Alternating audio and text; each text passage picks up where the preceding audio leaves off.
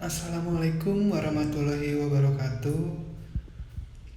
Perkenalkan, nama saya Randi Sanoza dari kelompok 4. Pertama-tama saya ingin mengucapkan terima kasih kepada Bapak Iwan Sagian MPD sebagai dosen pengampu menulis ilmiah.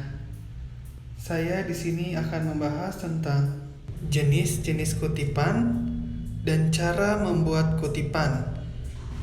Dan baik, langsung saja kita masuk ke materi pembahasan yang pertama. Pertama itu ada kutipan.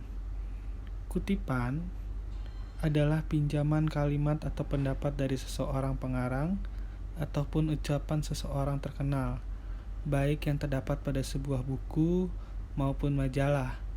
Ini adalah kutipan yang diuraikan oleh Goris Krefft.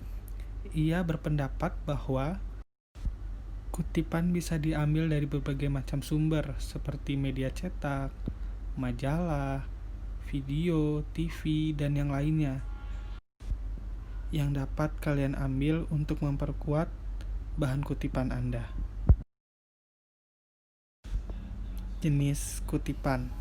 Jenis kutipan bisa menjadi dua, yaitu kutipan langsung dan kutipan tidak langsung. Kutipan dengan tujuan dipakai untuk mendukung argumen atau analisa seorang penulis. Kutipan juga dapat diambil dari berbagai sumber, dapat berupa teks atau video visual, berbentuk cetak ataupun elektronik, baik dokumen yang dipublikasikan ataupun tidak dipublikasikan. Semua jenis dokumen yang bisa digunakan sebagai kutipan dapat menjadi bagian dalam karya ilmiah penulis untuk mendukung isi karya penulis. Dan langsung saja kita masuk ke kutipan langsung. Apa sih itu kutipan langsung? Kutipan langsung yang memiliki prinsip dasar yaitu adalah mengutip sumber bacaan secara langsung, dilakukan persis seperti yang ditulis sumber, baik penjumlahan maupun pengurangan. Jika paragraf tidak dicetak miring atau tebal, kolektor tidak boleh mencetak miring atau tebal saat mengutip. Jadi di sini kita tidak boleh mengubah sedikit pun dari kalimat yang ingin kalian ambil atau kalian kutip. Dan juga kalian tidak boleh mengubah apapun yang sudah tertera pada tulisan yang kalian kutip. Kita masuk ke kutipan yang kedua, yaitu kutipan tidak langsung. Kutipan tidak langsung menyimpulkan suatu pendapat atau dengan gaya bahasamu sendiri. Kutipan tidak langsung merupakan kutipan yang mengambil inti sarinya saja, tanpa mengurangi makna yang sebenarnya. Kamu dapat menulis kutipan jenis ini dengan cara meringkasnya. Kutipan tidak langsung juga memiliki prinsip dasar, yaitu mengalami perubahan kalimat pada teks yang dikutip, tidak ada perubahan ide pikiran dari pendapat yang dikutip, disampaikan sesuai pemahaman penulis terhadap teori yang dikutip, diakhiri dengan nomor kutipan tanpa tanda petik 2. Jika tadi kita sudah mengenal jenis-jenis kutipan, yang selanjutnya kita mengenal cara menulis kutipan. Yang pertama itu kutipan langsung. Kutipan langsung dibagi menjadi dua, kutipan langsung kurang dari 4 baris dan kutipan langsung lebih dari 4 baris. Cara menulis kutipan langsung kurang dari 4 baris, yaitu kalimat kutipan harus diintegrasikan dengan teks. Jarak antar kalimat baris kutipan adalah 2 spasi. Kutipan diapit dengan tanda kutip atau petik 2. Setelah kutipan, tulis sumber yang berupa nama pengarang, tahun terbit, dan nomor halaman di dalam tanda kurung. Baik, langsung saja kita lihat contohnya. Kutipan diapit dengan tanda kutip atau petik 2.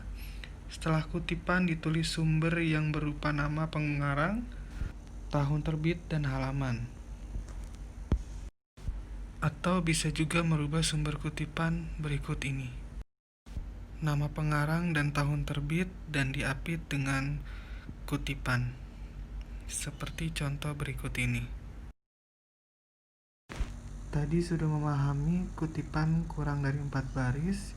Yang selanjutnya, kutipan langsung lebih dari 4 baris. Penulisan kutipan dipisahkan dengan jarak 3 spasi dari teks. Jarak antar baris kutipan adalah 1 spasi. Kutipan dapat diapit dengan tanda kutip atau tidak. Setelah itu tidak lupa diberikan kutipan keterangan sumber dari sebuah kutipan tersebut. Dan berikut contoh kutipan lebih dari 4 baris. Adanya spasi, kutip 2, dan juga tidak lupa nama pengarang dan tahunnya. Yang selanjutnya kita lanjut ke materi yang berikutnya, yaitu kutipan tidak langsung. Merupakan kutipan yang menyimpulkan suatu pendapat atau menulis intisarinya dengan gaya bahasamu sendiri. Tidak langsung merupakan kutipan yang mengambil intisarinya saja tanpa mengurangi makna sebenarnya. Berikut adalah prinsip dasar kutipan tidak langsung. Kutipan diintegrasikan dengan teks. Jarak antar baris kutipan adalah spasi ganda. Kutipan tidak diapit dengan tanda kutip atau petik 2. Dan setelah kutipan tidak lupa ditulis dengan sumber kutipan tersebut. Dan bisa dilihat contoh berikut ini. Sudah tidak adanya tanda kutip yang hanya disertai dengan nama pengarang dan tanggal serta halaman. Atau kalian bisa menambahkan nama pengarangnya di awal dan menambahkan berpendapat bahwa baru diikuti dengan kutipan yang ingin kalian kutip. Dan yang selanjutnya ada mengutip kutipan orang lain. Terkadang seseorang penulis ingin mengutip kutipan orang lain yang sebelumnya dikutip oleh seseorang. Hal tersebut dapat dilakukan dengan cara menyertakan nama pengarang aslinya, kemudian diikuti dengan kata dalam. Seperti contoh yang sudah saya buat, bisa dilihat. Yang pada contoh di atas, Henry merupakan seorang pengarang kutipan asli, yang pendapatnya dikutip kembali oleh seorang Budianto. Yang terakhir adalah mengutip dari internet. Jika kamu ingin mengutip sebuah pendapat yang bersumber dari internet, cara yang dilakukan tidaklah berjauh beda dengan mengutip dari buku ataupun jurnal. Cukup kamu tuliskan saja sumber yang berupa nama pengarang diikuti dengan tahun penerbit artikel. Dan ini adalah contoh kutipan yang diambil dari internet. Misal kamu ingin mengutip sebuah artikel yang membahas tentang jumlah pengguna dari internet di Indonesia dari situs Kompas, maka kamu bisa mengutip dengan cara seperti berikut. Cukup masukkan nama pengarang dan tahun artikel. Di sini ada Fatimah Kartini Bohang di tahun 2018. Dan cukup sekian materi yang saya paparkan tentang pemahaman jenis-jenis kutipan serta pembuatan kutipan. Terima kasih telah menyimak video yang saya buat. Kurang lebihnya, mohon maaf jika ada salah-salah kata dan pemahaman materi yang saya buat. Serta saya ingin mengucapkan terima kasih kepada teman-teman kelompok 4 atas kerjasamanya dalam pembuatan video ini agar sampai selesai dalam tujuan yang tepat. Cukup sekian video saya. Wassalamualaikum warahmatullahi wabarakatuh.